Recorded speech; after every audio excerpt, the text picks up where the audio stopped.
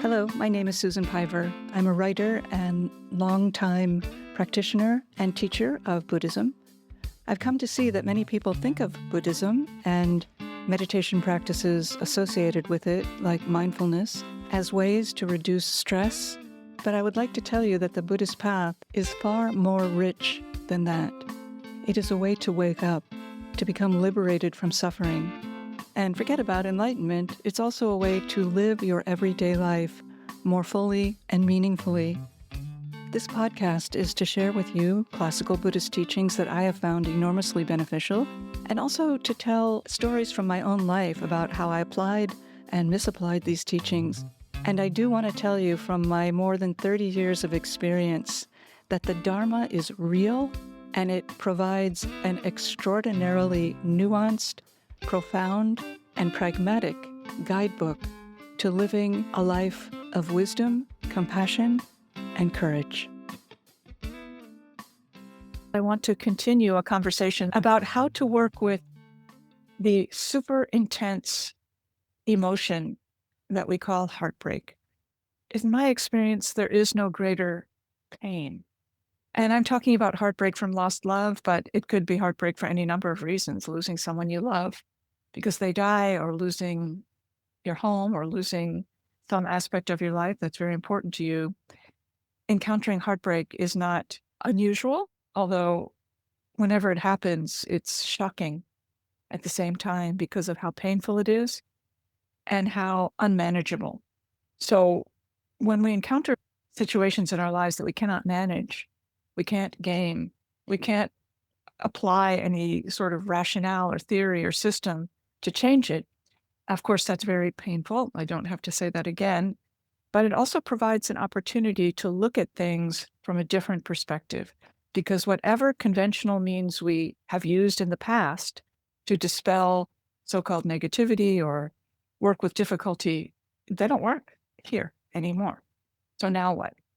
In wisdom tradition, weirdly, that's considered fortunate, even though I don't know what those people were thinking who called it fortunate, because it feels horrible, but we're shaken out of the norm. And that's the fortunate part. We have a chance to glimpse something beyond habitual thought patterns. Again, I know it's like, oh, I'd rather not glimpse anything beyond habitual thought patterns if this is what is required. Nonetheless, here we are. And what could we do with overwhelming feelings of pain and sorrow? So the first suggestion was learn somehow to work with your thoughts, because they can run you ragged and become obsessive and speedy. And what if this, and what if that, and why did I do this, and what if this happens? That kind of thought process happens all day long when your heart is broken, and sometimes all night long too, in the way you dream. So finding some way to reestablish agency within your own mind is very, I'd say, necessary. And of course, the practice of meditation is one of those ways. It's not the only way, but I find it a very efficacious way. The second suggestion from last week was to learn somehow to work with the energy of the heart, which also rages and is unstoppable in its intensity. So in the Buddhist tradition and other traditions too, I imagine there is a way to work with that energy, and it's called the practice of loving kindness. And somehow the shift occurs when you wish for healing for yourself and include everybody else who is suffering from what you're suffering with. When we extend our hearts to others, or especially in the midst of our own greatest pain, we have the chance to rediscover some sense of empowerment. Because when we're just thinking, oh, I want to stop feeling this, and I want you to stop feeling it too, nothing wrong with that, it feels disempowering and you feel at the mercy of circumstance. But when you say, I don't want to feel this, and I also want everyone else who feels it to be healed, there's a sense of power, of confidence that otherwise is missing. So today I want to talk about a third possibility, which I would say is equally as helpful/unhelpful as the first two, meaning it still hurts, even if you employ these methods. And that is to bring somehow this feeling of heartbreak to the path not as a way to learn something or develop psychologically or anything like that, but as a way to possibly wake up to what is true about being human and what is true about reality, which is that everyone's heart is broken. The whole situation is a vast heartbreak, which does not sound very cheerful, but there's something about acknowledging the truth of impermanence and loss and change. Everything changes. That enables you to see clearly in such a way that further enables you to live your life from the deepest place. Don't take my word for that or anything. I don't know if I could do it. I'm still trying, of course, just like everybody else. But the truth about relationships is that they are all going to end. They're all going to end. Someone's going to fall out of love. Someone's going to die. Someone's going to change their mind. Someone's going to become unhappy for some reason and want to leave. And I'll just say again, someone's going to die. And weirdly, that's the best case scenario. You have some long, happy relationship and then someone dies. It ends. So I know this is not like, oh, cheerful, perky, Buddhisty things to make you feel better, but nonetheless, it's true. And when you look at what is true, you are able to hold things, the realities of your life, more accurately with a sense of awareness of the extreme preciousness of every moment. I hope that doesn't sound cliche, because every moment disappears. And when you start to reconcile with that to some degree, you may stop trying to build your world on sand that will just wash away with the next wave of loss. That's mixing metaphors. Most of us, I certainly put myself in the front of this line, are trying to build a life that keeps pain and suffering at bay. And good, that's practical and we should all do that.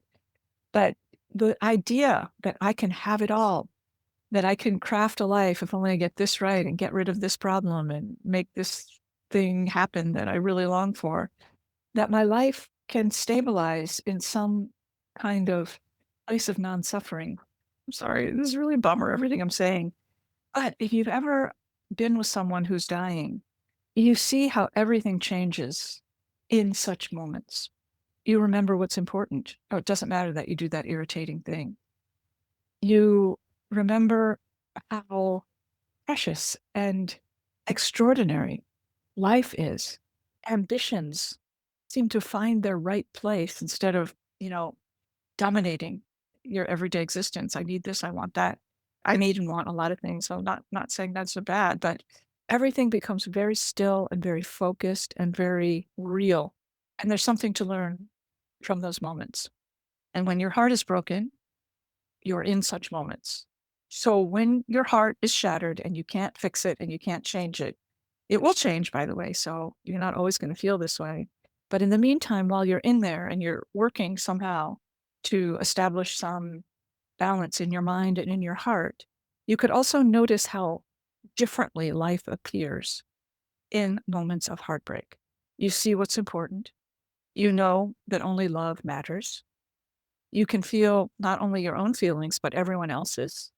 There's some sense of being very connected to other people. Those are qualities that also lead to depth on the spiritual path. I don't know what I'm saying. I hope this is useful, but these are the things that I have found to be true.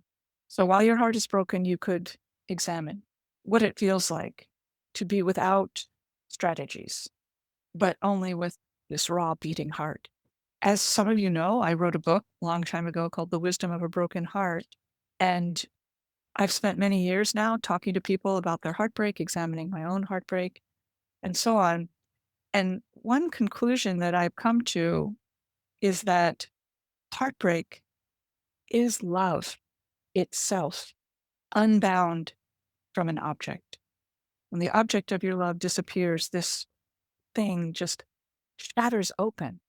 And again, while it's quite painful, it's also quite alive and unbound from an object. Love just expands to take up everything, everything you think, everything you feel.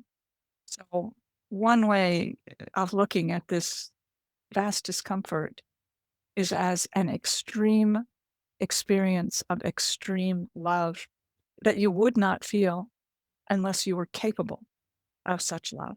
Our practice is a way of being with what is without trying to change it. So, in this sense, we are also practicing being with heartbreak in our meditation. See you next week.